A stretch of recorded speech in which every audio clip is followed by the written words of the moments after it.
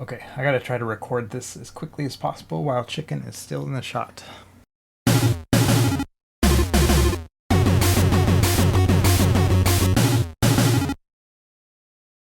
Hey everybody, this is Russ from Retro Game Core. So I wanted to do a really quick in-person segment here just to show how massive this device is. This is the PowKiddy X17 or something like that. I can't ever get these numbers straight. But look at this thing. This screen is 7 inches, so like a Nintendo Switch. And honestly, on paper, it has a lot of neat features to it. This big screen, touchscreen, Android, pretty good processor, all the right buttons. So I'm interested in kind of picking this thing apart and seeing if it's actually going to be worth your money. Okay, let's get started with the features first. In terms of CPU, this device has a MediaTek 8163 quad-core CPU, and it runs at a clock speed of 1.3 GHz. For memory, we have 2 gigs of DDR3 RAM, and then 32 gigs of onboard storage. Now, probably one of its most distinguishing features is that it has a 7-inch display, with a resolution of 1024 by 600, a 16 by 9 aspect ratio, and thankfully, it has a touchscreen. In terms of battery life, I would expect about 4 hours of gameplay from this 5000 mAh battery. It currently runs with a custom Android 7.0, but who knows, maybe if there's enough interest in it, Lineage OS will get ported over. Other features include 5 GHz of Wi-Fi, Bluetooth, HDMI out, and a couple USB ports that I couldn't get to work. Alright, let's move on to the unboxing. So this review unit was sent over to me by TomTop, and it took about 2 weeks to arrive. First impressions, this thing is big. The box is big, the device is big, everything's big. And surprisingly, it comes with a barrel charger. I wasn't expecting that at all. I'm not a fan of proprietary chargers like this. You have a quick instruction manual, but I wouldn't worry about it. I'm going to cover all that stuff in this video here.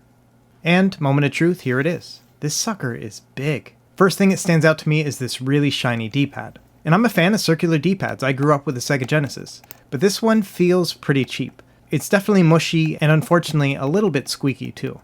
You got some volume buttons on the left, analog stick that feels just fine and it does click down, and then shoulder and trigger buttons. So the shoulder buttons are a little bit mushy, but paradoxically the trigger buttons are micro switchy. So it's 2 different experiences right here. And perhaps they did that to differentiate the two.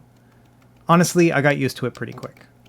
In terms of face buttons, they feel okay. They have a little bit of travel to them, definitely mushy feeling, but they also make a hollow sound when you press down on them. I don't think it has to do with the buttons, but more the body itself. You also have a start and select, button mapping, and power button here on the front.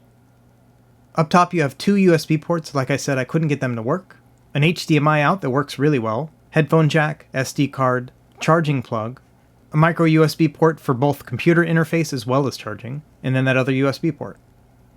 On the back you have dual stereo speakers, and what I can only describe as the most cheap PowKiddy logo I've ever seen. Thankfully it's not on the front. And like I mentioned, this device feels hollow. It's got a very cheap feeling to it. It's not something you pick up and say, oh man, this is quality. That being said, it is very comfortable to hold in the hands. It's ergonomic, and I like how it's a little bit angled. It's probably one of the more comfortable devices I've ever held, and I'm not saying that lightly. So let's turn it on and see what it's like. I should note here that the buttons do light up, which is pretty nice. So altogether it takes 32 seconds to boot up.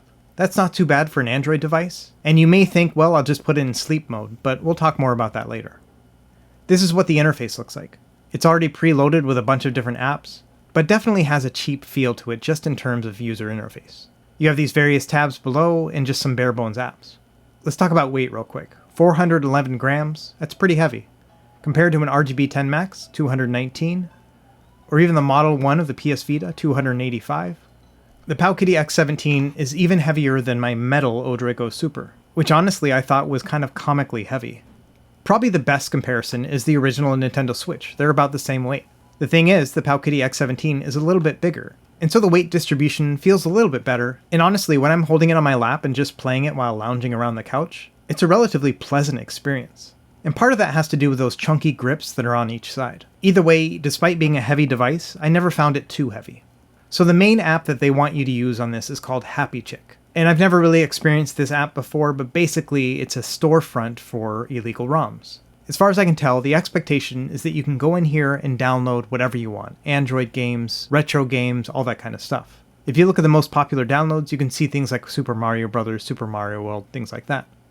And essentially you click on it in this very cheap and shady interface, and then it'll download the game and put it on your internal storage.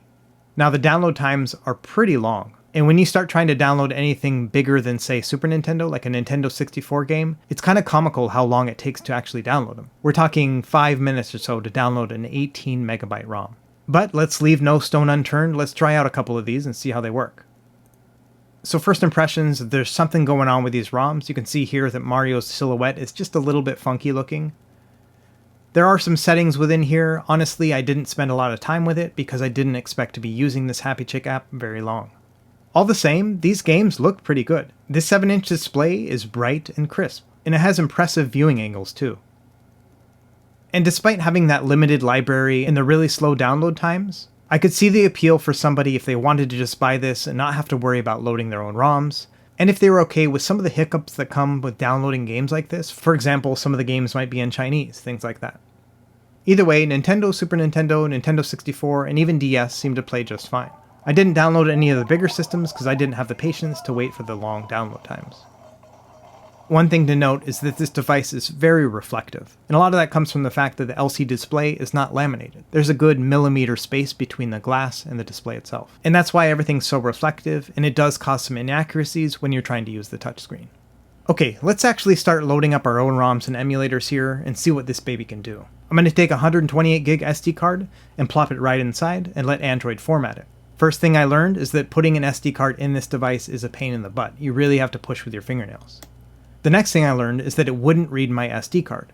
No matter what I tried, reformatting, trying different cards, none of them seemed to work. So let's interact with the device through my PC. All you have to do is plug it into your computer. It's going to try to set it up, but you won't be able to access the file system. Go into the Android top menu here, and then select Use USB to transfer files. At that point, you will have access to the internal storage. So if you need to move things over like apps and stuff like that, this is a way to do that.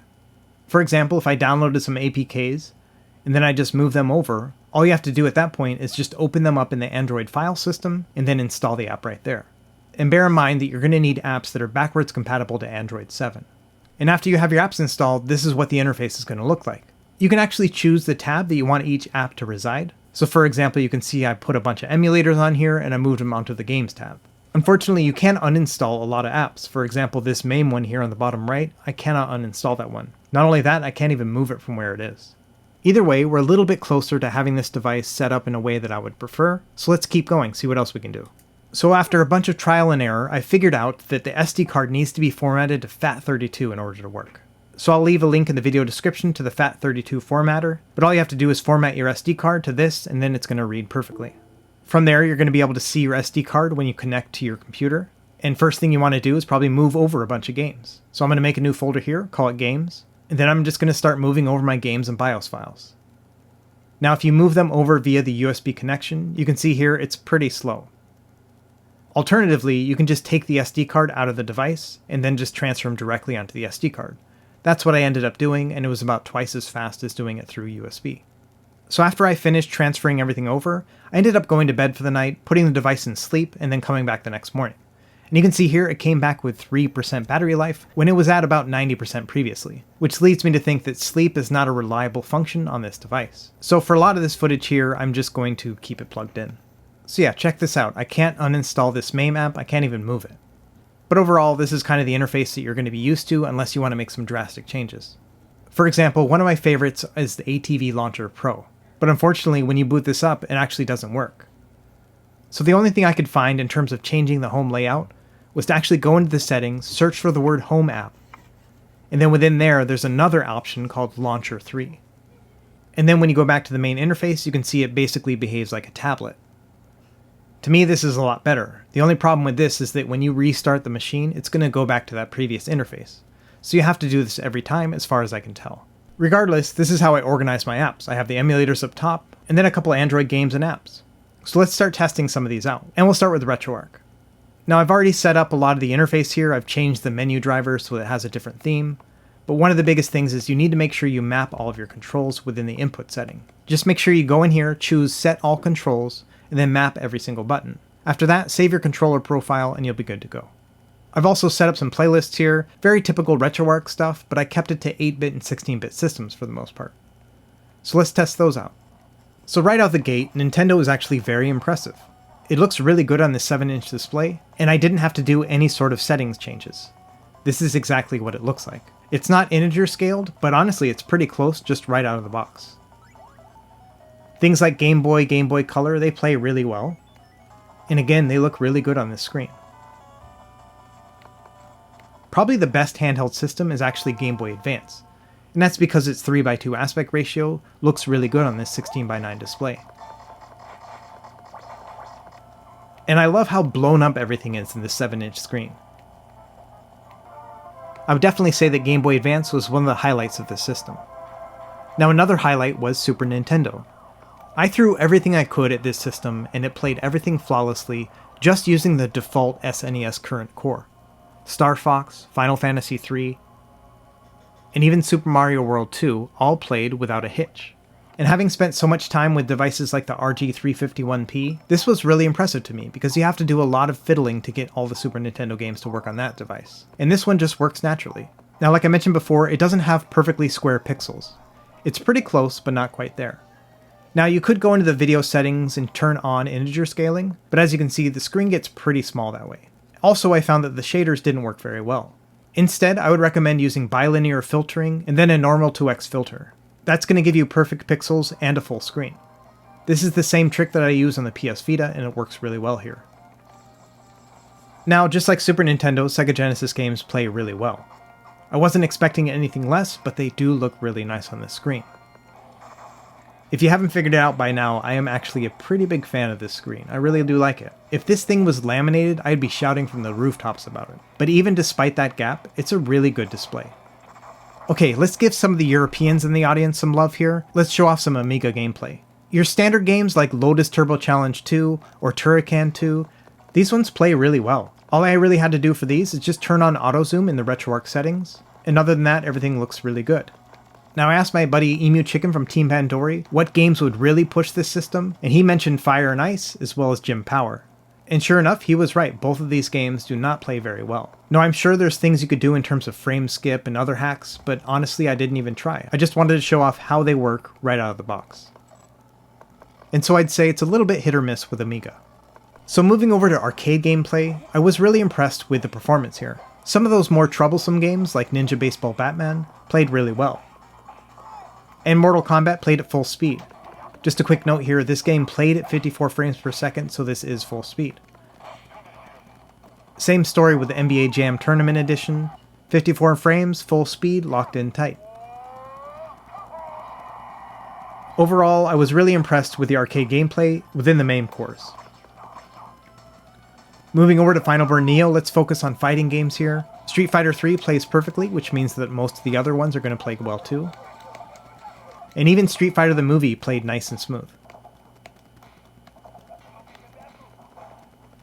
Of course, people are going to ask, Killer Instinct does not play at full speed, but that one's always really tricky to run. I had a feeling that RetroArch wasn't going to perform as well with some of the harder systems, and sure enough I was correct. Dreamcast does not play very well in RetroArch. And I had a hard time getting the standalone Saturn emulator to work, but as you can see here, the Yabasan Shiro core in RetroArch also doesn't play very well either. In general, if you're using RetroArch, I would say stick with your 8-bit and 16-bit systems, as well as some arcade. Okay, moving over to standalone emulators, let's start with PSP. I had high hopes for this because this is a 16:9 display, but unfortunately PSP just doesn't play very well on this.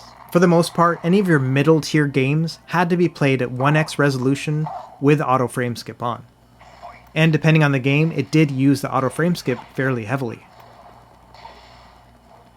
This is a big disappointment because even at 1x resolution, the graphics just kind of look low density. It's not very nice. Now some games you can actually boost up to 2x resolution, but that's mostly going to be reserved for non-3D games and puzzle games, things like that. Overall, I would say that PSP performance is about on par with the RG351 series devices. Okay, moving over to Dreamcast, we're going to use the ReDream emulator this time. It turns out a good amount of the easy-to-run games, things like Aqua GT, played pretty well. You get a little bit of frame dips down to like 58 or so, but really nothing remarkable. The problem is, a lot of other games that I thought would do just fine really struggled. For example, Marvel vs. Capcom 2, to me wasn't very playable. It would dip all the way down to 40-something frames per second. Same thing with Sonic Adventure 2, there were times when it would dip down to under 30 frames per second. It just wasn't fun to play. Not only that, it looks like there's some sort of auto frame skip going on as well, which just doesn't make it look good. Same thing with Soul Calibur, unfortunately, also didn't play well. So in general, I would just not expect good Dreamcast performance from this device. Okay, moving over to Nintendo 64, this was a pleasant surprise. I really enjoy this M64 Plus FC standalone emulator, and it really does the Nintendo 64 justice on this device. Of course, things like Mario Kart 64 are going to play at full speed. That basically plays full speed on anything. But the thing is, F-Zero X also played at full speed. And even Cruisin' USA was an enjoyable experience. It definitely had some frame rate dips, but overall it was still a fun experience. Of course, things like GoldenEye and Conquer are probably not going to play, but I think you're definitely going to be able to play through the Zelda games, and maybe some other 3D adventures like Banjo-Kazooie with relatively little issues. And they look really good on this. Okay, let's move over to DS. I've turned off the frame skip, and then I also turned on the high resolution 3D rendering. And DS games play like a champ on this. And this was another highlight of this system. It's very easy to switch between the 2-screen interface and the single-screen interface, and both of them look really good. But then also you have the luxury of using the touchscreen too. So I played a few minutes of Metro Prime Hunters, and honestly it wasn't terrible. This is probably one of the more enjoyable experiences I've had with this game. You basically use your right index finger to do the aiming, and then you move around with the left analog stick, and then you fire with the left trigger button. It's a pretty good setup. Okay, moving over to standalone PlayStation, this was a little bit of a disappointment. As you can see here, Tony Hawk Pro Skater 2 does not run at full speed. The frame rate's all over the place, the sound is all screwed up. It just isn't very good.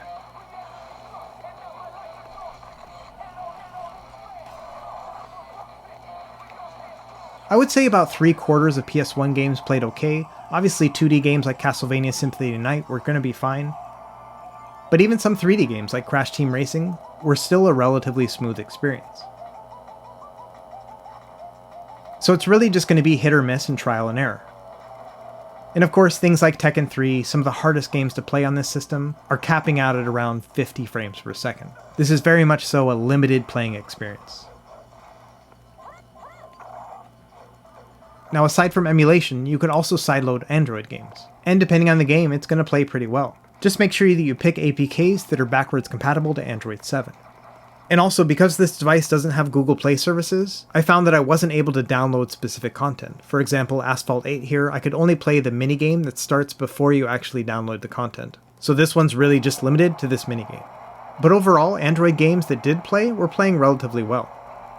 Okay, last gameplay thing I want to test is streaming. We're going to start with Steam Link here. Now Steam Link actually picked up on my computer no problem, it mapped the controls correctly and everything. But once I actually booted into it, it would only show me a black screen. And funny enough, I was able to control my computer no problem, I just couldn't see it on my own screen. Now AMD Link actually did work, but the problem with AMD Link is that it limited the connection to only 30 frames per second. This may have been limited because of my home network environment, but either way, when I was able to stream something like PSP here, it down-specced my frame rate to 30 frames per second and basically made the games unplayable. So unfortunately, streaming is not very good on this. I also tried Google Stadia, but because you don't have Google Play services, it won't even boot at all. Okay, let's test out the HDMI as well as the external controller support. First thing I'm going to do is plug in this external controller from my Super Console X Mini PC. And it wouldn't recognize it at all. Even if I went into RetroArch, it wouldn't recognize a single button press. I tried both USB ports, nothing. So next I tried an 8-bit DOE wireless receiver. This did connect to the controller itself, but again it wouldn't recognize any of the inputs from the controller. Same thing with these cheap Super Console X controllers, they just wouldn't work. So it's kind of a waste of these two USB ports, but luckily Bluetooth works just fine. And not only that, the lag is actually fairly minimal. I was expecting it to be a lot more, given the fact that this is Bluetooth 4, but no, it's actually pretty good. And HDMI out actually works really well too. It's very plug and play, you just plug it into your TV and then it just outputs it right there on the screen. Unfortunately, I couldn't figure out a way to make the display turn off as well, so it's going to run down the battery pretty quickly.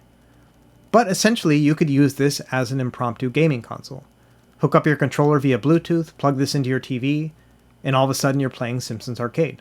So in that sense, I do appreciate the versatility that this HDMI out function provides. Okay, so wrapping things up here, let's talk about what I like and don't like about this device. And I'm not going to do any fancy graphics, I'm just going to talk to you while I play X-Men. Number one, I like this screen, I like the ergonomics of the device.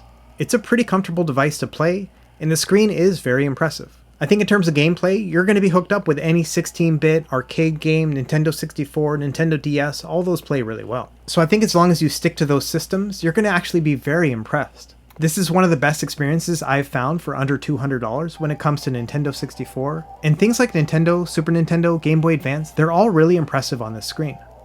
You're going to be able to play some of your classic favorites like Gradius, no problem, and even play some unknown indie gems too. So let's talk a little bit about the negatives. Number one, this device is just pretty ugly. I really like the screen, and everything surrounding the screen is just kind of ugly and terrible. And unfortunately, the D-pad is probably the worst culprit of them all. Not only is it big and clunky, but it just doesn't feel very responsive, and it has a slight squeakiness to it depending on what angle you use it at. Honestly, if they had used a D-pad from something like the RGB10 Max, I think it would have been 10 times a better experience when it comes to controls. And honestly, you do get used to the D-pad over time, but I found myself using the analog stick more often than not. And while a lot of the standalone emulators do work well, I'm really hoping that the community gets behind this and then ports over something like Lineage OS, because it would really shine on this device. But either way, rest assured that you can play the majority of the Nintendo 64 catalog and some of the other classic consoles really well, but just don't expect great performance when it comes to Dreamcast or PSP. At around $125, this does make it a direct competitor with other devices like the RG351V and the RGB10 Max, but unfortunately, despite having a big ol' screen and having touchscreen functionality, this PowKiddy X17 is not going to be dethroning those anytime soon. Alright everybody, that's it for this video. I hope you enjoyed it. Let me know if you have any questions in the comments below, and I'm really interested to hear what you think about this device. It is super ugly, but man, it has some pretty surprising performance. So I want to know what you think about it. As always, thanks for watching. Be sure to like and subscribe if you found this helpful, and we will see you next time. Happy gaming.